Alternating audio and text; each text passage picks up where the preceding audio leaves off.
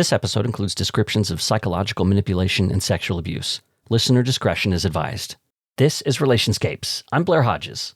We're mapping out the stories and ideas that shape how we connect with each other. In this episode, our guide is Guinevere Turner.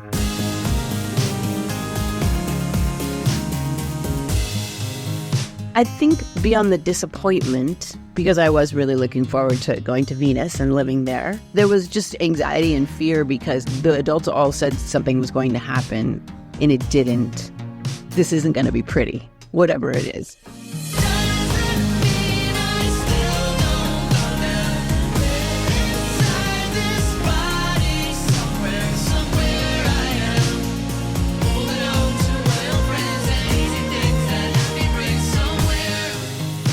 One January day in 1975, 7-year-old Guinevere Turner put on her best dress, grabbed her favorite toy, and waited for the spaceship to arrive. But the world didn't end that day, after all. And even though the cult she was being raised in carried on, Guinevere would soon find herself thrust out into the world beyond the cult, where things would actually become more nightmarish than before. In this episode, acclaimed screenwriter Guinevere Turner joins us to talk about her remarkable memoir, When the World Didn't End.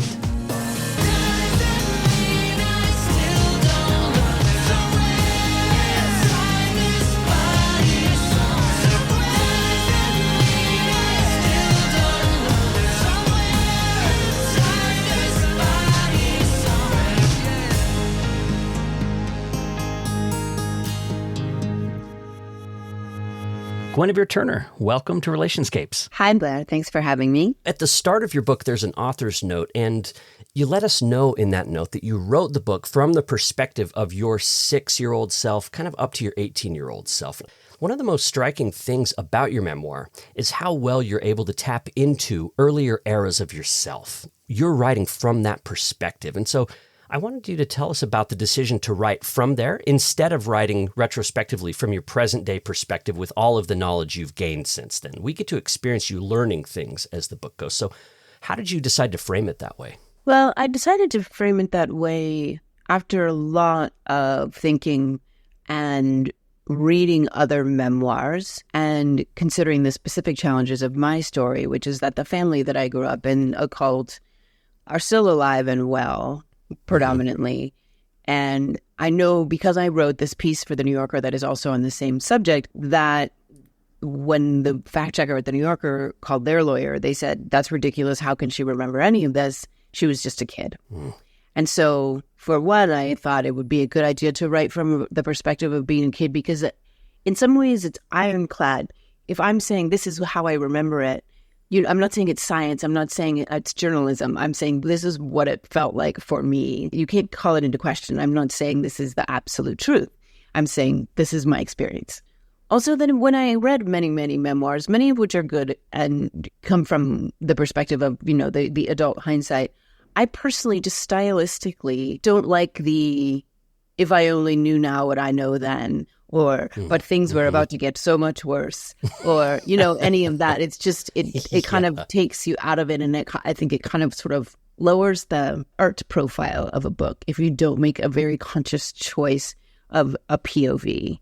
This perhaps comes from my screenwriting self and background, and also because I felt I have these diaries that I wrote back then that are obviously in the first person and are very you can't call them into question. They're real. That's really what I wrote. And so it was kind of already halfway there for me, that here I had this voice, and this voice is so, it's so present because I preserved it. So for all of those reasons, I decided the best approach. Oh, no, and for one more reason, which is there's such a glut of quote unquote cult content in documentary, in memoir, in podcasts, for sure. Right. That there's something about telling it from the perspective of my childhood self that takes away a little bit of the sensationalism. Because obviously inside of it, as a kid, I didn't think that I was in a cult. I didn't know what a cult was. Right. And I wasn't shocked and scandalized by child brides and, all the weird stuff they were doing because it just wasn't weird to me. And I also felt like it kind of created a buffer for that potential pitfall, which is that I didn't want to write a salacious tell-all memoir about that stuff. Because that's not how I experienced it. That makes so much sense. And not to take anything away from other books of people like telling their experience of coming out of abusive situations as children, but the way that you framed it, we're really able to experience it alongside you. And I was just struck how well you could channel your younger self. And I think the diaries must have provided a window for you. Was it difficult to get into your old headspace? Was it difficult? But I sort of covered in my author's note that because when I left the Lyman family as an 11-and-a-half-year-old, I always feel like saying and a half because in my mind that mattered a lot. Young. And then it does. Yeah. And because I always just wanted to be older. When I left the Lyman family, I was incredibly, incredibly devastated. Mm-hmm. And because I was so devastated, I just replayed everything that ever happened to me over and over in my head in this kind of desperation to preserve the culture and the place that I came from and to not forget any single detail because I always wanted to be back. So I just kind of made a hard archive in my brain as a kid. And also I tried to write this book. Well, I tried to write about this in my fiction workshop in college. Mm-hmm. I tried again in my 20s. I tried again in my 30s. I tried again in my 40s. So this has been brewing for a long time, and what the scenes would be and how the story would unfold has been always on my back burner. So it's something that's never let go of because I always knew I would write a book. I just didn't know when or how or if I would ever have the courage. And by courage, I mean not so much that I feel like the people I grew up with would come for me in any literal way, but I was in good standing with them. And there's something about knowing that I would get their disapproval and how my generation would respond to me talking about this. That was very daunting. And I don't think they'll be able to get the perspective of that you did take a less sensationalistic approach to it compared to other things that I've seen, other documentaries or other books that I've read. It's a sympathetic, but you're not excusing what they're doing, but you're also, because you're, as you said, you're coming to it from how you thought about it as a child. There's a lack of harsh judgment throughout your childhood there. You're trying to make sense of it as a child. So you're describing abusive situations or difficult things that I think would be embarrassing to the group, but you're not doing it from the perspective of a scolding or bitter adult, although you have every reason to scold or you had every reason to feel bitter about certain things. And so there's a sympathy, I guess, is what I'm saying, to your approach that comes through. It's sort of an accidental sympathy. It's that of the people of my generation from this family that have reached out to me about the book, 201, they say, you were so easy on them. You made it seem, like so idyllic, and you didn't really get into that. I thought they were going to be mad at me for writing at all, but instead they were like, I was hoping for you to really skewer them. And I say, you may have lost perspective on what's normalized, what was normalized for us. Right. And that's what you're doing. Yeah. A person outside of us still sees, even though it's my kid perspective and it's, a lot of the bad stuff that's happening is behind closed doors. They still see that this is disturbing. And what's even more disturbing is that me, the protagonist, is like, yeah, this is what life is like. I'm just trying to figure it out, Yeah. And it's brilliant to see how you grow. I mean, even in the language you're using, like there's a simplicity to your prose early on in the book as you're a child. There's a childlike innocence to it and curiosity. And then as we get into your teenage years, the angst and all of the emotion and your struggles come through, you start to swear. Like even the vocabulary you're using becomes advanced later on in the book. Like we see you, we kind of get to grow along with you. And it kind of let me read it on two levels. On the one, I could sort of imagine myself as a child in those situations, but I also was like, obviously judging throughout and like reacting to shocking things from an adult perspective as well. But your book let me do both of those things. It let me kind of experience what you as a child experienced, but also so I could feel really sympathetic, but also totally ticked off at what some of the adults were doing. So we'll get into some details. We'll unwrap this for people. Let's go to January 5th, 1975. This is the day that you were taught the world was definitely going to end. You were 6 years old, and you were told to get your favorite toy, put on your favorite clothes. There was a spaceship coming to pick you all up. The whole world was going to be destroyed because the world was wicked. And you waited all night and nothing. So what was that like to wake up to a day that wasn't supposed to exist as a 6-year-old? I think beyond the disappointment, because I was really looking forward to going to Venus and living there. Yeah. There was just anxiety and fear because I knew, and this is more like a gut feeling. It's like the adults all said something was going to happen. and it didn't, this isn't going to be pretty, whatever it is, that they're going to have to save face. And I don't know that I was as sophisticated as a 6-year-old to think of it in those terms, but I knew it wasn't going to be good. And that the idea of being in trouble was a huge kind of driving force for all of us as kids, because sometimes we would be in trouble for the most arbitrary things, attributed to our astrological sign or something our parents did or, whatever. Yeah. So in this case, and it turned out to be true, we were all in trouble. And we found that out pretty quickly. We were all in trouble because the leader of the cult said that it was our fault, our being the collective family, because our souls weren't ready. And so, after being up all night and being disappointed about not moving to Venus, we also all had to contemplate how is it, I in particular thought it was me. Because it was like, he didn't specify whose soul wasn't ready, but the implication was that there are a few bad apples that are ruining it for everyone. Yes. Certainly that we all ruined it for him because he was ready. And so it just kind of created this sort of collective sense of being in trouble and guilt and this free-floating anxiety. Like, how do I make my soul ready to live on Venus is one thing that most 6-year-olds don't have to think about too much. Right. I felt so bad for you.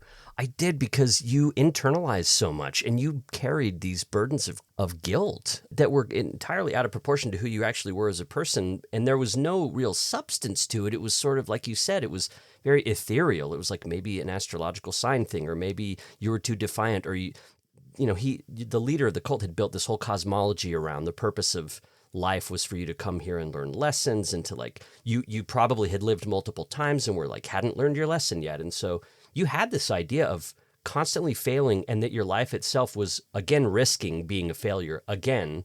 And now you've ruined the end of the world, which maybe someone else might have been happy about. Like, oh, that's kind of good that like billions of people won't die. We weren't raised to even have that level of empathy for billions of people. Right. Yeah. To be clear to your listeners, I had been already told that me personally, not just any of the kids, but me, that Earth was, we were all told Earth is school and we all are put here to learn, and we learn our lesson and we move on to fill in the blank. Don't know if it was Venus, but I personally was told that I had kept coming back. So I was like, I made the joke, I was like the Matthew McConaughey character in Dazed and Confused, who's like the like guy in his 20s who still hangs out with the high school kids. Like I was just like held back a grade, but several grades. And so I was, the minute I was, conscious enough to understand those concepts, I was looking for what it is that I kept failing at. And they called me the little 44-year-old. And that was part and parcel of the fact that I was already, so I was just behind. I was born behind. Like I was born getting it wrong. Yeah. And you do come across as an old soul too. It's funny. Like when Jessie, who is kind of one of the main authority figures, a woman who you quite loved in many ways, when she coined that little 44-year-old, she was reacting to statements you had made and ways that you would write. And I have to say, like, the excerpts you include from your diaries really do, you come across as such an old soul. Like, it's true. Like, it seemed like they tapped into something about your personality and then fit it into their cosmology. Like, it would have made sense.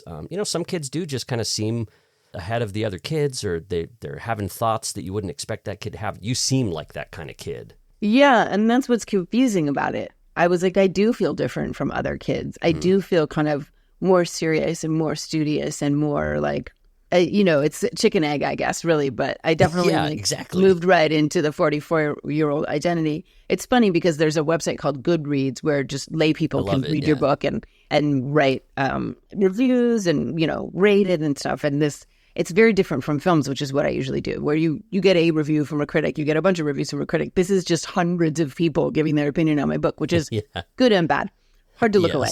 And one of the reviews, I just went and read all the 1-star reviews. I just got it out of the way.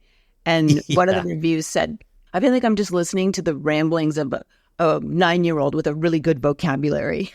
I guess the subtext there being that I made myself look smarter, more articulate. Which would be such a corrupt thing to do in this context, to invent like a brainy little 9-year-old. I'm like, no, that's really what I wrote. I would never be so foolish as to even edit. I mostly not edit it. It's just excerpted. Do you still have the physical diaries too, like the ones that you're quoting from? Oh yeah, it's sitting right over there.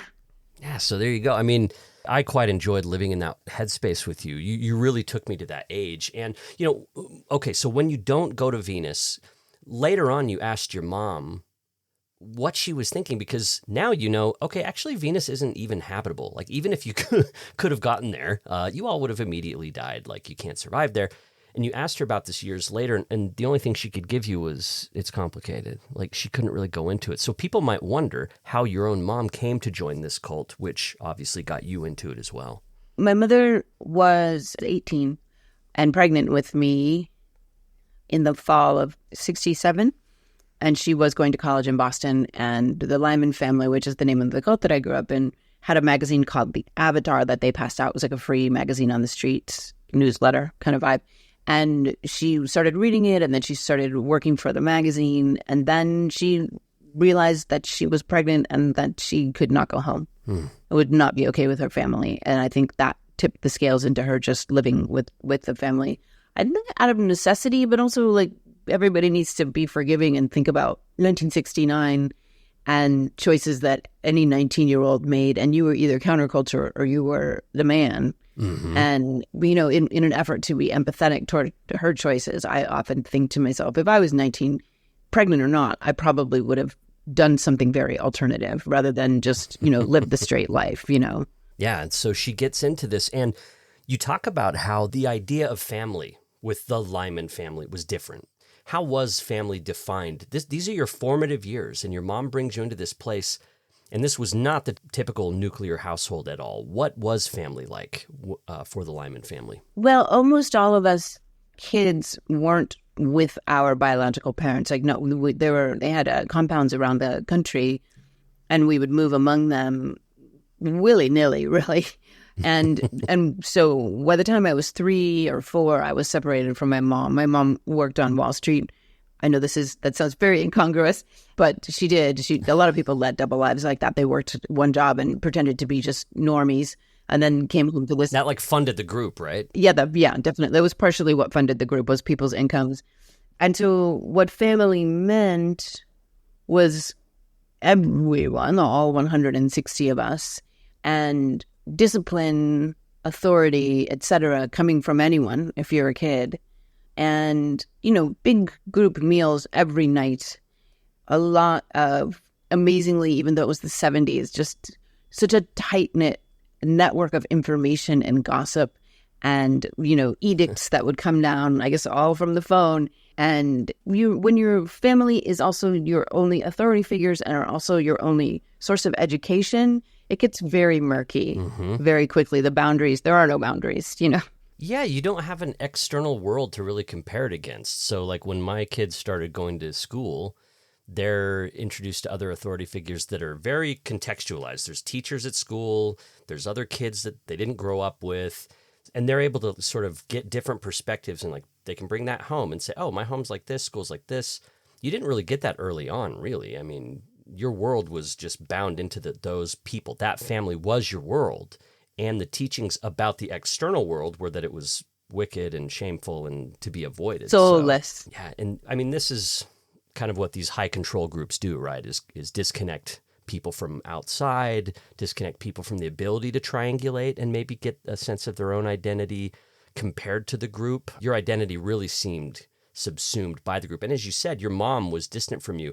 And you, in some ways, were kind of taught to be, not taught, but you came to be ashamed of your mom because of power relationships that existed in the group. Talk about that a little bit. That seems to play a pretty big part in how you related to your mother. So in the family, there was a very clear hierarchy. I should say those people at the top were always at the top. And then there was sort of like a mid-range of people who would be in and out of favor. But they still had more power. Mm-hmm. And then there were people like my mom and FP, the guy that she eventually left the family with, who were just kind of worker bees, who had no power. And so for me, even though I was never with her, whatever her social status was kind of baggage. It's kind of like the military, really. I went to high school in the town adjacent to West Point, and it's weird because I was so familiar with the hierarchy, because I would be like, that woman is so popular, but she's not that cute. She's nice. And I'm like, oh, her dad is the commandant of the military base. And I would watch all these military kids and how they treated each other according to their parents' rank, usually their fathers. And it's so familiar to me. So in my case, she was a social liability because if she did something that was not approved of, everybody knew about it and it would come back on me. And because her kind of rival, the woman who's kind of stole her man and then, she got him back, hated me because of it. Because I look a lot like my mom and I was always around. And so this woman just kind of, did everything in her power to undermine me as a kid and to get me away from Jesse's orbit, which was the preferable place to be. So very complicated to have all of this kind of social status hanging on your mother, who you barely know, and in my case, to have a higher social status than my mother when I was 11. Right. So these power relations play out through the book, and the adults are kind of playing the kids off of their own issues. You became a pawn in this bigger game, really. And in the middle of that, you were on the farm. This is one of the properties. There was properties in Boston, New York, Kansas, I believe, and then also in Los Angeles. You were on the farm, so it's kind of a middle-tier status place there. Things were going well. And Jesse, one of the highest power authorities, would travel amongst the communities, kind of with this little caravan. And they came through, and a young girl, Daria, was drawn to you.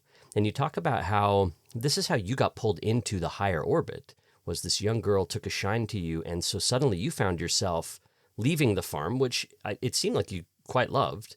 But now you're recognizing an elevation in your status, and that's exciting. You're actually going to go to Los Angeles with Jesse. This is a big career move for childhood you. Yeah, definitely a step up. And so in that process, your fate changes, and then you get wrapped up in all these other power relations, right? So let's talk about in L.A., you became more aware of some troubling things that were going on in the family, especially when it came to the leader, Melvin Lyman, and underage girls. Throughout your life, you'd already been reading his writings, and they would listen to tapes that he had made. So the ideology had already sort of been planted with you by the time you found out that he was involved with underage girls. And I thought it would be helpful if you could read an excerpt from one of Melvin's books to give people a sense of what you were being taught. This is on page 70 at the beginning of chapter 12. You excerpt something that Melvin wrote in Avatar, that publication that you had mentioned earlier. So if you can, it gets us Melvin's voice and also kind of his ideology here in really important ways. All right, this is from Avatar, the publication I mentioned earlier, December 2nd, 1972. If a woman is really a woman and not just an old girl, then everything she does is for her man, and her only satisfaction is in making her man a greater man. She is his quiet conscience. She is his home. She is his inspiration, and she is his living proof that his life, his labors are worthwhile. A woman who seeks to satisfy herself is the loneliest being in God's creation. A woman who seeks to surpass her man is only leaving herself behind. A man can only look ahead. He must have somewhere to look from. A woman can only look at her man. So as a child, what was this doing for you as you're encountering these ideas? How did you feel about this? I believed it. I didn't dare not believe it. I think, obviously, my perspective on it changed as I got older. But I mean, the funniest thing about all of his writing, because that's the kind of the most coherent or linear or whatever of the pieces that I choose, is that I always thought I would understand them when I was older. And it was funny and interesting to go back and reread this book and a lot of his writings as I was writing my own book. I mean, like, you know what, little girl? You're going to be 55 years old and you're still not going to know what the it's talking about. Let yourself off the hook. It doesn't really fully make sense. But in this case, it's very clear and obviously incredibly sexist and misogynist and patriarchal. I think I was, at that point, just thought, someday I'll have a man that I can be all of that for. Yeah, it's a benevolent patriarchy thing, right? It's presuming to elevate women by infantilizing and making them subservient to men, but praising them for that, right? This is your purpose. This is how you can excel. I just can't imagine what that would be like as a kid to imbibe that sort of thing. I mean, and the crazy thing about this story is that Jesse, who was really had the most power when I was growing up, would say similar things. I think when Jesse said things, I think often the subtext was, accept me. but not special. Because she served no man. I mean, she would make a big performance out of serving the guy that she was with. And you know what I mean? Like, I made Richie lunch. But you know what I mean? It was not, in no way was it required of her. It was kind of like, this is my man, in quotes. Or I could fire him and have any man I want. Exactly. A ton of power at the top. I also wanted to have you read a little excerpt here from your diary on page 95.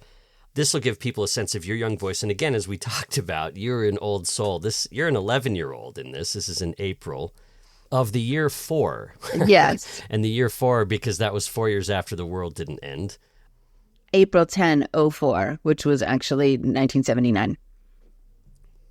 Life is an eternal passage of change. Every time you take a step, you think, oh God, this has to be the last one. I can't go any further. But there is always something more that you haven't discovered. Tomorrow will be yesterday, once yesterday was tomorrow, and tomorrow and yesterday are sometimes today, and today goes on in the same way until it is yesterday again. I loved it. It's so, like, it's actually pretty beautiful. It's pretty moving stuff. I know it's a little cliche and silly in some ways too, but I don't know. There's something about your voice here. It's funny to me that they were having you read the ramblings of Melvin Lyman that were just, as you said, some of them are just like bonkers. And here you are able to string together some really beautiful stuff. I think it's really touching. But to be honest, sometimes when I read pieces like this in my diary, I feel like I'm actually emulating his writing. So it's performative. You know, I'm like, I can be a little bit deep and a little bit obtuse too. Like that's what that's like what the writing that everybody reveres. So let me take a hand at a stab at this genre. I mean, I wish as an 11-year-old you could have just been watching cartoons or something too. Like, oh man, yeah, this does get a little deep. That's interesting. Like as you read it back, you get to remember, you see your performance, right? You get to see your performance a little better. Yes, and an interesting and important thing to note about these diaries is that there was always the possibility that someone else would be reading them. So it's sort of a weird document because it's performative and yet it needs to feel like it isn't. So at a very young age, I was really tweaking a very, very tricky little genre / towing this line between making it seem personal, but also if anyone read it, being like, wow, she feels really bad for what she did, or she really loves so-and-so, or whatever. Do you know what I mean? Yeah. Somewhere in the book, somewhere in my journals, and I put it in the book, I wrote, I said I really missed someone. And I said, and not in the way that you do when you just write it in a letter to fill up space. And I was like, wow, I must have told a lot of people I missed them and when I did it. Yeah, I totally miss you. Well, one person you might have said it to was your biological mom, right? Because they had you visit her sometimes, and it was such an awkward thing for you because you really didn't know this woman, and for all intents and purposes, she wasn't really your mom, but yet she kind of was. And so you had to enact a sort of like love and regard for her when you didn't genuinely feel it. So maybe that was one of the people that you'd be like, I miss you. I'm sure. When in reality, you're like, I don't know you. I'm sure that we said, especially when I had to talk to her on the phone. Whenever people ask me. Oh, yeah, the phone. I'm very avoidant of talking on the phone, and way before, and this digital age we're in, because the only time I would ever talk on the phone would be awkward conversations with my mother.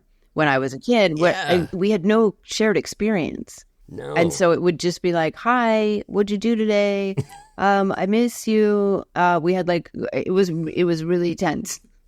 So yeah, it was a very, the biggest shock to me, one of the times they sent me to visit her in New York, was seeing a photo of me framed on her office desk.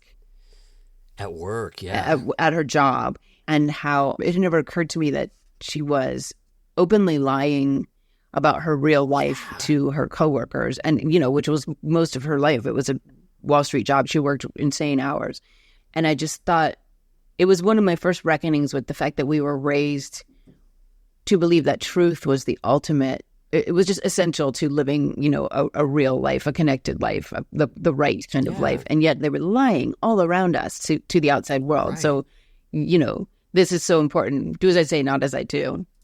Right, and you walk us through how your 11 or young mind sort of dealt with that cognitive dissonance. You're saying here in the book, you said it had been drilled into our heads that lying was bad, but it was okay to lie to world people? Like you were trying to make sense. Oh, so maybe this is you had to make sense of it. It had to make sense. And so here you are making meaning while you were so confused and seeing the world people would blow your mind. There, like one time you were watching Sesame Street and you saw them talking about the most important person, like this little segment, and it showed little kids playing and blowing out birthday candles and things like this. And the song said, the most important person in the whole wide world is you, and you hardly even know you. And you said, like, you were so scandalized. You're like, oh, wow, like how egotistical, like that did not land with I think you. anyone who's my age and who had access to television will remember the song, the most important person in the whole wide world is you, and you're hard to really know it. Something like that. It was very catchy. The most important person in the whole wide world is you, and you hardly even know you. The most important person in the whole wide world is you. Come on, we'll show you. Let's find out more about the things you feel and do, 'cause you're the most important person in the world to you. Yeah, but I just thought, God, these world people are messed up. Like, they're just like telling kids how important they are. Like, what? No wonder the world is a mess. Yeah. And so, yes, you're experiencing the world in these little glimpses. But then back home, so now you're with Jesse's group, you're in the internal circle there, and you're really getting elevated there. There's a night when Jesse is so affectionate towards you and just says that you're going to be Miss America.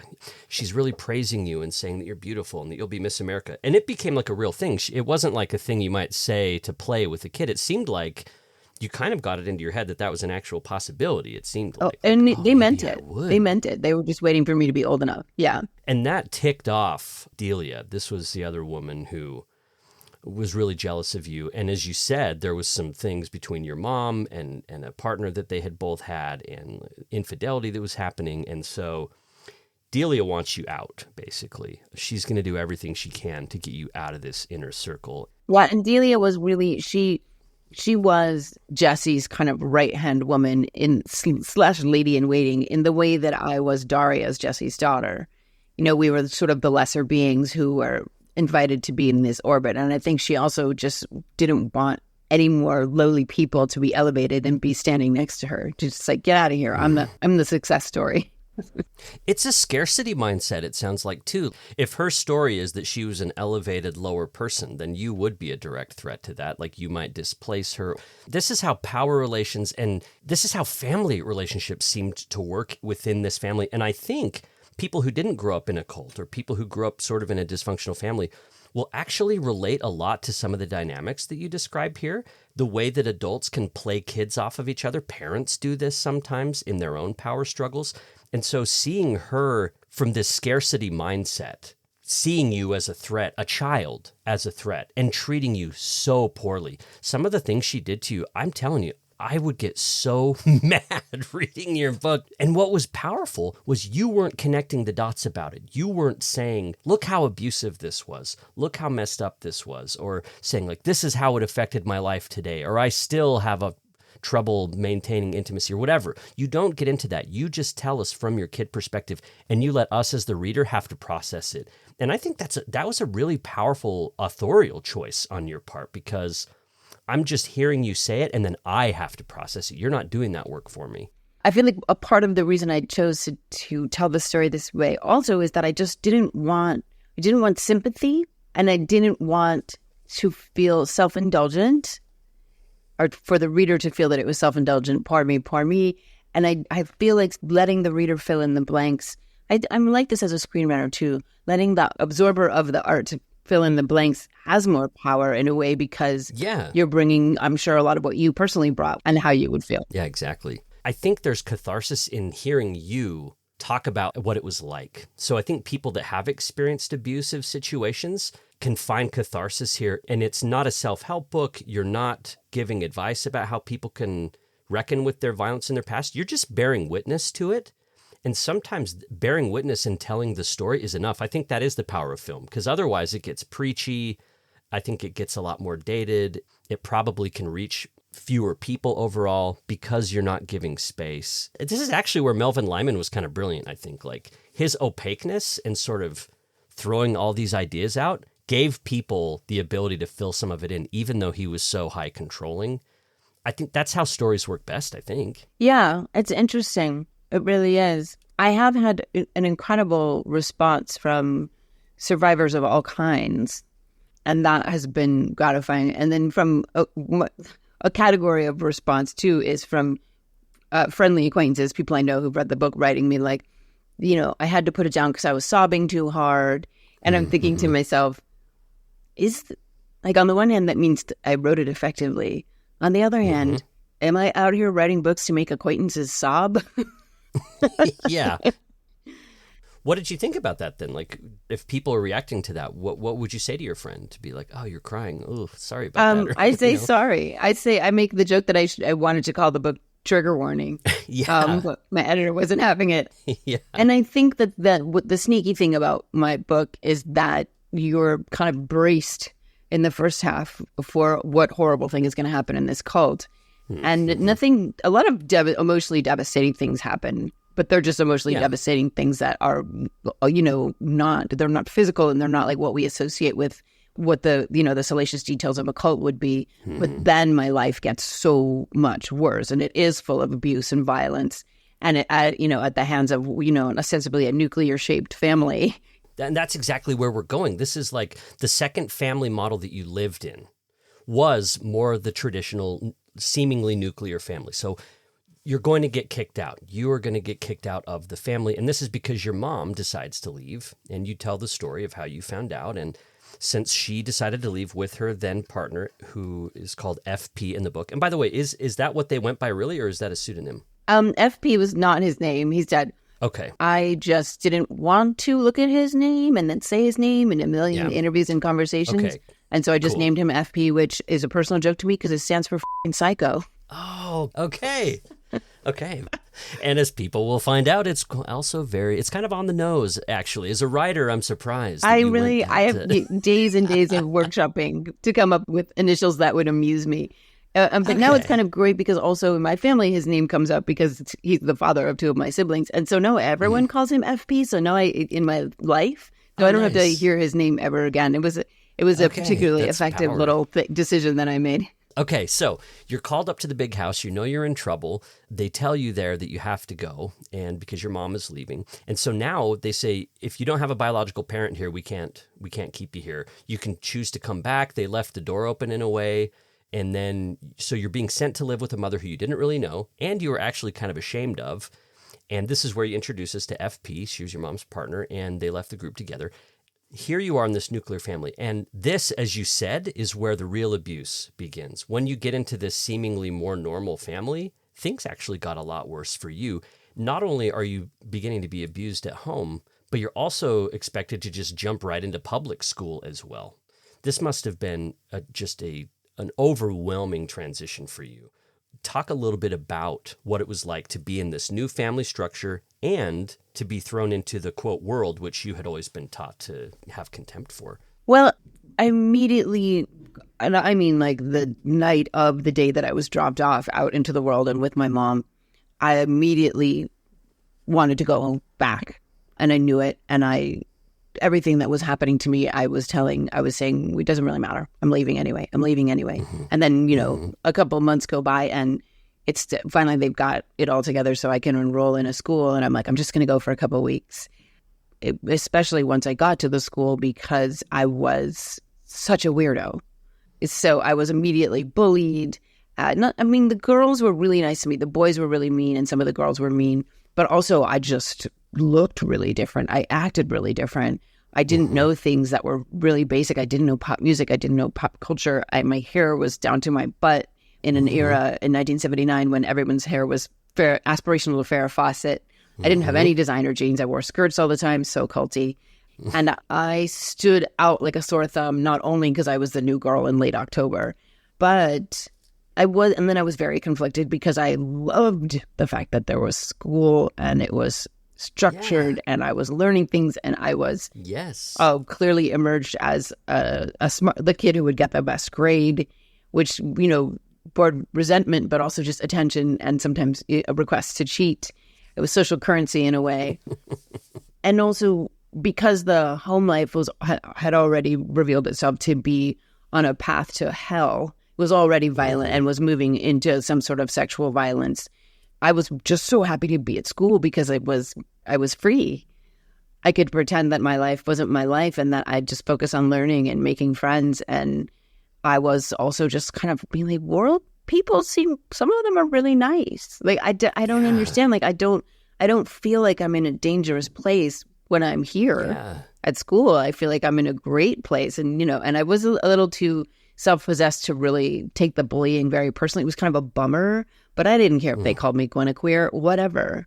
How did they know I was going to grow up to be gay? I don't know. I don't think they meant queer in that sense, but they definitely called me Guinevere, and it didn't hurt my feelings. I thought it was funny. It was a little like aggravating because the boys just worked so hard to make my life miserable, and I was just like, ugh, I don't even want to think about boys.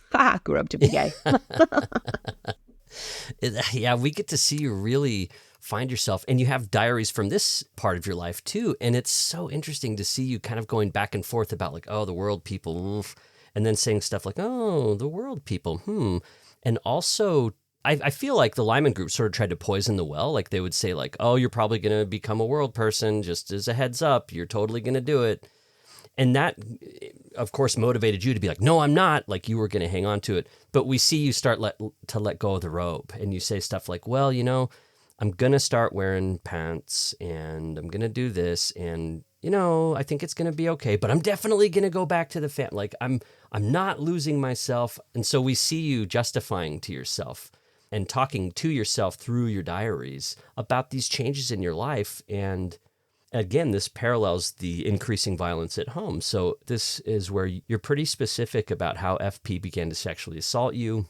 You're coming into your teenage years.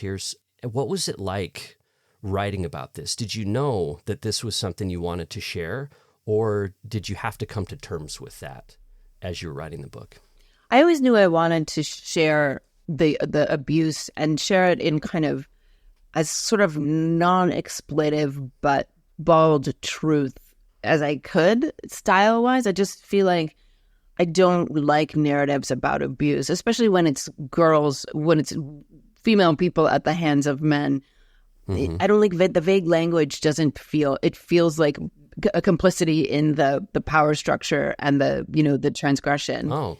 Whereas just being like, you know what, if you're flinching right now as you're reading this, imagine what it actually felt like, and imagine having to keep that secret, or imagine your mother knowing about it and letting it continue.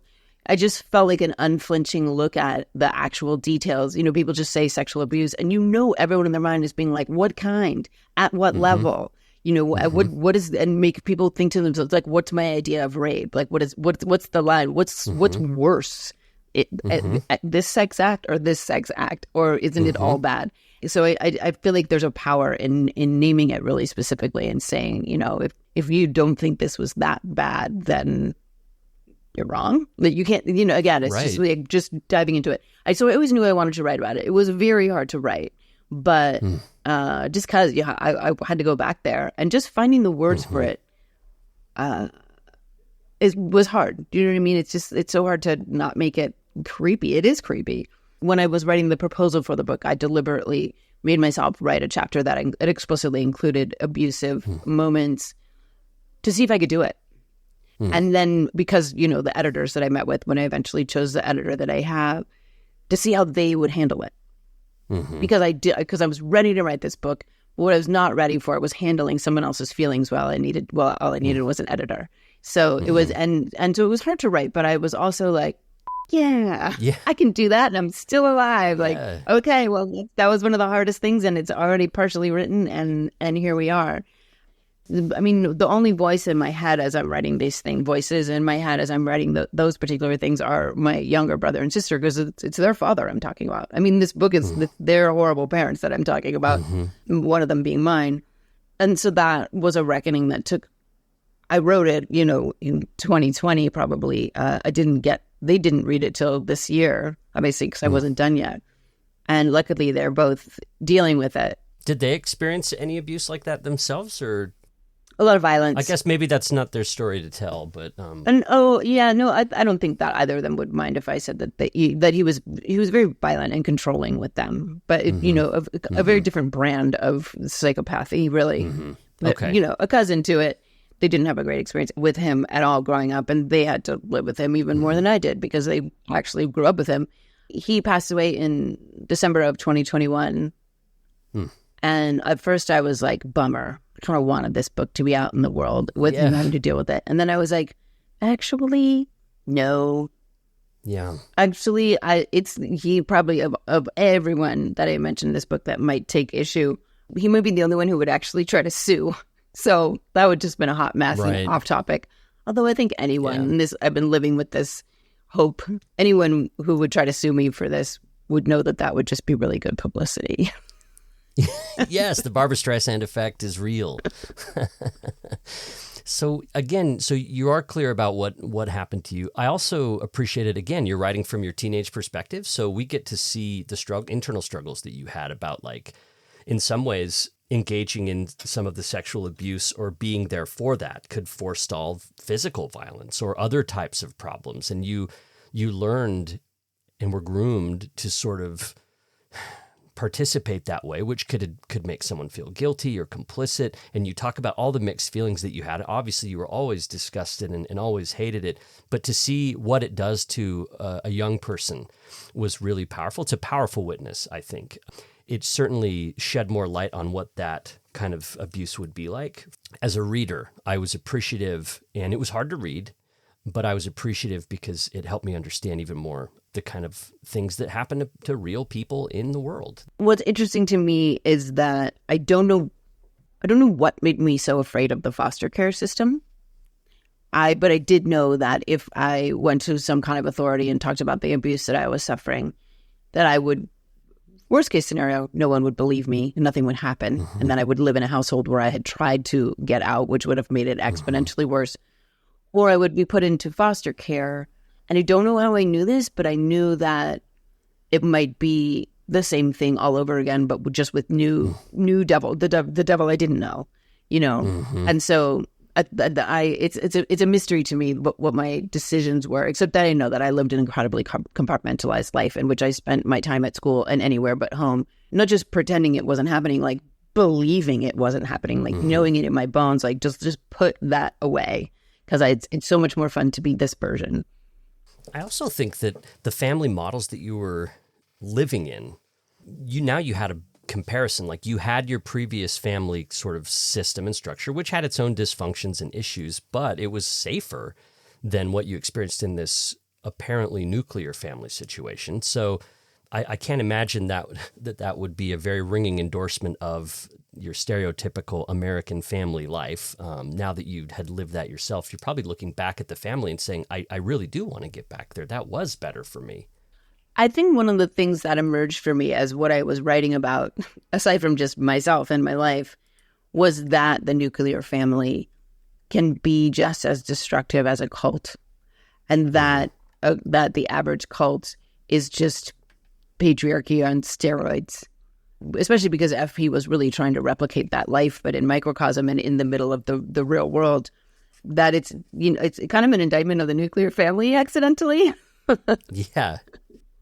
Yeah, or at least a call to reckon, I think, is what I would call it. It's like, at no point did I feel like any sort of wholesale condemnation of any particular structure.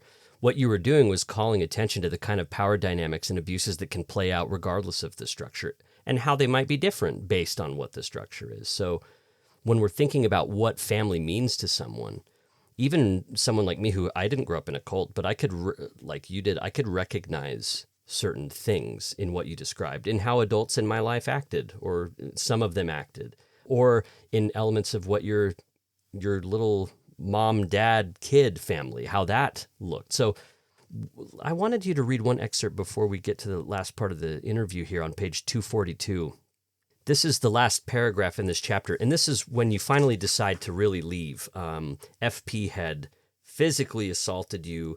He had slammed your head against a bedboard repeatedly and just really physically harmed you. And your mom had kind of begun blaming you, or being even jealous of you when she found out the abuse was happening, or thinking that you were maybe egging it on or something. You were just done at that point. So if you can read that last paragraph. The thing about violence is that it's not something that can be happening every second. Lives have to be lived. Houses of cards have to be reconstructed. I imagine they both told themselves lies to get up the next morning. I imagine I told myself a few as well.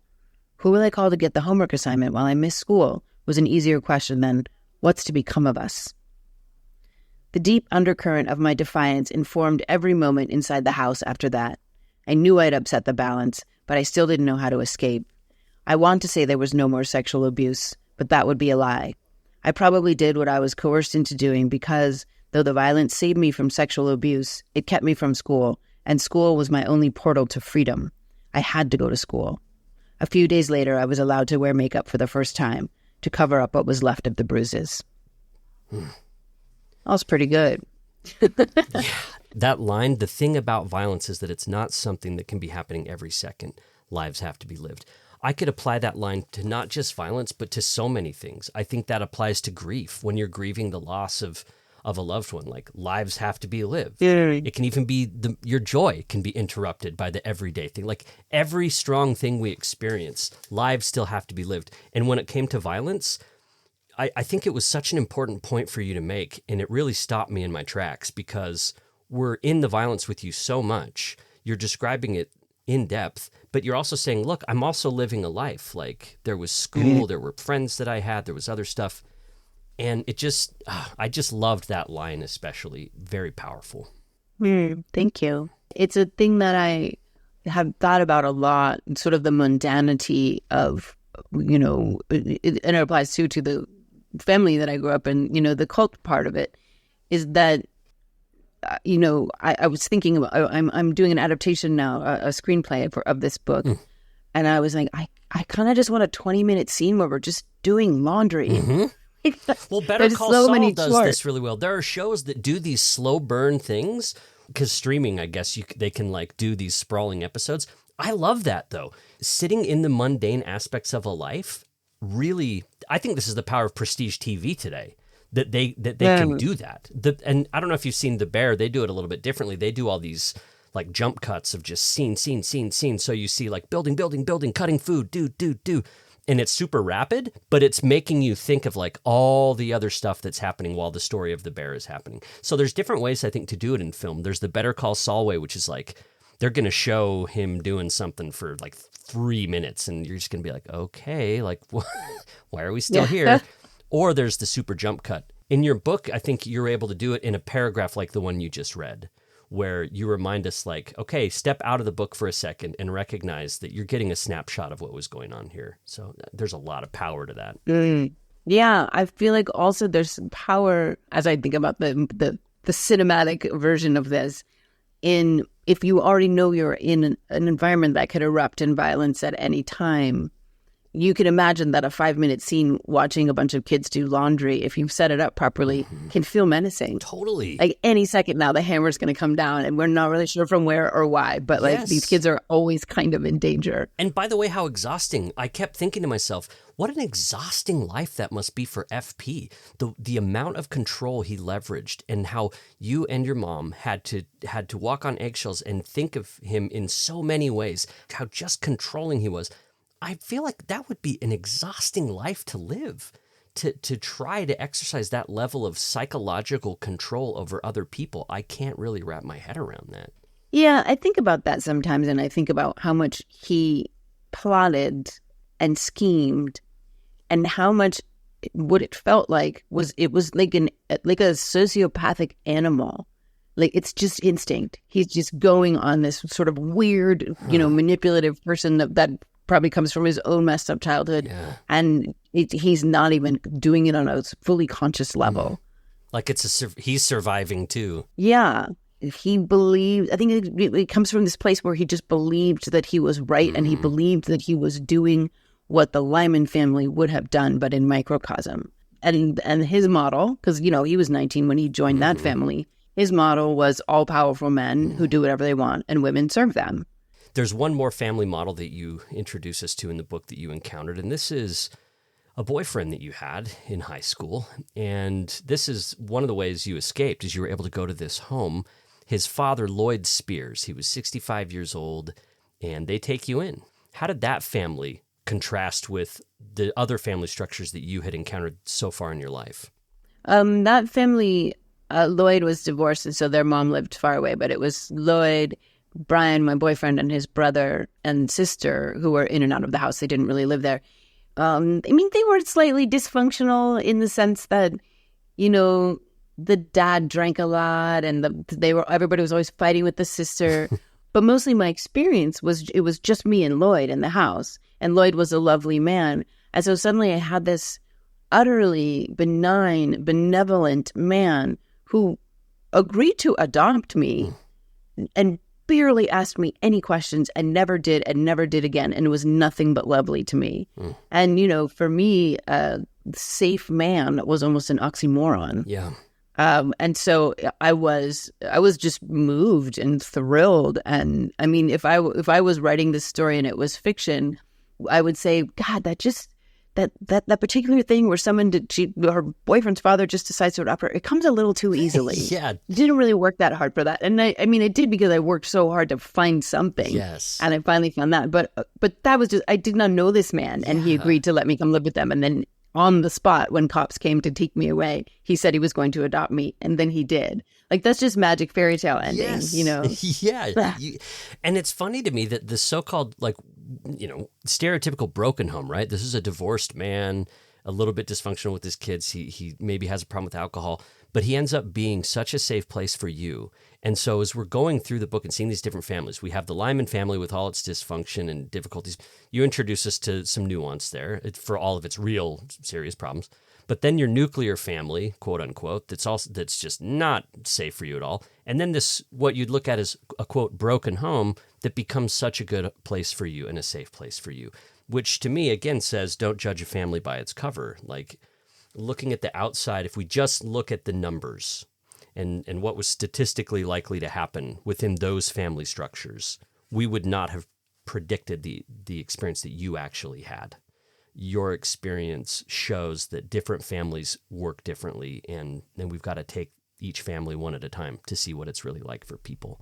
Yeah. My editor, when I wrote the piece about Lloyd and the cops coming in, at some point Lloyd puts his hand on my shoulder, just for reassurance. And my editor was like, she goes, you got to let the audience off the hook. You got to let them know that this is not also going to be a predator. She's like, my heart jumped into my throat when he put his hand on your shoulder. And I was like, but that means I did my job. Yeah. Because that means that at this point in the reader's experience, you know, like I need to be careful of all men. See, that's so funny because it shows my male perspective here, because that was a moment of relief for me. I remember reading that part and thinking, my initial thought was, at last, like someone is giving her like an actual genuine affectionate touch here that is one of safety. And so to have other readers react to that, their alarm bells would go off, I think says a lot about my own privilege and about like the kind of things that I don't really have to worry about. Because that was a moment of relief for me. Like you set Lloyd up to be the character that he was. And I think maybe I just needed that relief of like, okay, things are finally going to be okay for Guinevere, please. So like I wanted it to be okay so much. One friend of mine who's a woman said that she's like, I resisted crying for the whole book, but I cried with relief once Lloyd said he was going to adopt you. Yeah. That's quite the moment in the book. And I want listeners to know, too, there's so much that we obviously didn't have time to cover throughout. And I was so engrossed, I forgot to reintroduce you to our listeners, too. So right now, I'll just remind people, this is Guinevere Turner. She's an acclaimed screenwriter and director. She co-wrote screenplays for American Psycho and the Notorious Bettie Page. And more recently, the screenplay for Charlie Says. She also wrote and starred in the film Go Fish and was a writer and actor on Showtime's The L Word, which is a title that she came up with herself as well. And she wrote an essay about these life experiences in the New Yorker that became the inspiration for this memoir that we're talking about today. The memoir is called When the World Didn't End. It is a powerful book. I quite enjoyed reading it, Guinevere. And before we go, it's time to talk about regrets, challenges, and surprises. So this is when you can choose to speak to one, two, or all three of these things. Is there something you would change about the book now that it's out? Is there something that was most challenging in writing it? And we kind of talked a little bit about that, perhaps. And then was there any new revelations for yourself, any surprises as you were writing the book that you discovered in that process? Regrets. I wish that I had changed more of the names of my generation, the girls that I talk about, specifically the ones who experienced some form of abuse, or so I thought. because one of them called me and said, I wish you'd change, she liked the book a lot, but she said, I wish you'd change my name. And then she called me 2 weeks later and said, I'm glad you used my name. One of the challenges that I had, this is the challenge regret hybrid. One of the challenges I had was there are two things that I didn't put in the book because they are information that would hurt people's feelings who are still alive and who I still care about. I know that's hard to imagine if you read the book, like, what the heck did she not put in there? Yeah. But there are two different instances where I obscure the truth because it's, someone's dad that I'm talking about, but it's someone that, I'm in touch with today. Or because, not my sibling's dad, obviously, FBI just went for it. And so that part, like, it still hurts a little bit because I had to make a choice there between the artist who knows that this would just make the story better because it's just like, really? And just saying, like, you know what, I can't, like, that it's not worth it to hurt these feelings and potentially rupture these friendships. That was a challenge because the storyteller in me was like, no, like, you don't come this far and then not say it all. And that's sort of an ethical thing that I think happens when you're, writing memoir. And surprises, I'll tell you, my friend Claire giving me oh, do you think these letters that you wrote to me when you were 15 and all these audio tapes would be useful to writing your book? Like, that was an incredible surprise. And I was already, toward the end of writing the book when I was like, yes. Wow. And there's just one of the letters I wrote to her is I published in its entirety in the book because my voice, I got so snarky by the time I was 15, even though my life was absolute hell. I'm still kind of like, what the fuck? And the audio tapes are priceless. They're just priceless. I will definitely give them to whatever young actor ends up playing teenage me. That was a surprise. I'm trying to think. I had one other thing. Oh, I was really surprised. This is maybe off topic, but it's not because I learned something. When you have a book like this and with a big publisher, you go through a legal process with, like a legal read where they say, who can verify this? Who can verify that? This, you should change this name for, fear of being sued. And a thing I learned I did not know. So Delia, who's kind of an important figure in the book, that is not her real name. This is Jesse's number 2 that we talked about that had the power struggle. And she, she was kind of forced to get an abortion that she didn't want. And the legal team said, you need to obscure her name because... And I was like, but everybody knew this. Like, literally 160 people knew this. It's not like, and I learned, she said, the most actionable thing in terms of people suing for a memoir is revealing medical history. Who knew? Probably like HIPAA law. Maybe there's probably just law around protected health info that is more robust. And so I was surprised to learn that. I was surprised to learn what the subtleties are. I was surprised at myself in that process too, because I changed the name of a couple of people who were abusive just because I didn't want it to come back at me. And she said, why would you change the name of the abusers and not the victims or survivors? And I was like, oh God, yeah, right. I'm going to do that too. Yeah, that again speaks to like these ingrained power dynamics that happen of like, people being more ready to protect abusers or to, or to think of, or to protect ourselves from abusers even like. Yeah. And I'm keenly and in great complexity aware of predator and survivor dynamics and, cultural moments and all of it. And even I was like out here protecting, not on purpose, but actually enacting behavior that was protecting perpetrators and not victims. And I was like, who am I? Yeah. Well, as I said, there's so much we didn't cover. You get a swing by the family at the end of the book for one more pass to see maybe you'll go back and stick around. It doesn't pan out. Readers can pick up a book to find out what happened in your last journey back through the family. The book's called When the World Didn't End. I highly recommend it. And Guinevere, this was such a great conversation, and I loved your book, and I appreciate you taking time to visit us. Thank you so much, Blair. I really love the idea of your podcast, and as a person who has had so many different kinds of families and family structures, and it goes on. I went on to go to Sarah Lawrence College, which is a very small school where all sorts of intricate family structures. And then, I work in film production where, a very intense team becomes a family. Like, I seem to seek out different kinds of family structures. And then the queer community and families we choose. Yes. There's just, family is such a fertile ground for conversation and talking about our society in general. Yeah. So thank you for giving me the opportunity to talk about family and my very special relationship to it. You bet. Thanks for listening to Relationscapes. It's a journey through the terrain of family, gender, and sexuality. We're mapping out the stories and ideas that shape how we connect with each other.